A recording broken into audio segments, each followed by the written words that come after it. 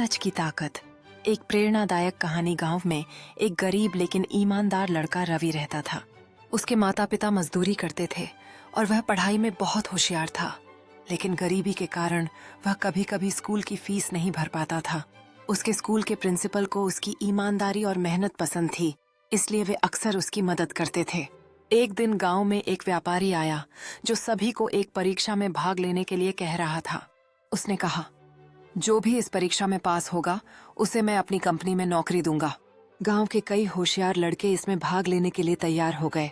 परीक्षा के दिन व्यापारी ने सभी को एक एक बीज दिया और कहा, इसे घर ले जाओ, एक गमले में लगाओ और 3 महीने बाद इसे वापस लाकर दिखाओ। जिसका पौधा सबसे अच्छा होगा उसे मैं नौकरी दूंगा। रवि भी बीज लेकर घर आया और बहुत प्यार से उसे गमले में लगाया। वह रोज पानी देता और धूप में रखता, लेकिन हफ्ते बीतते गए और बीज से कोई पौधा नहीं निकला। वह चिंतित था, लेकिन उसने हार नहीं मानी। 3 महीने बाद सभी लड़के अपने अपने गमलों के साथ व्यापारी के पास पहुंचे।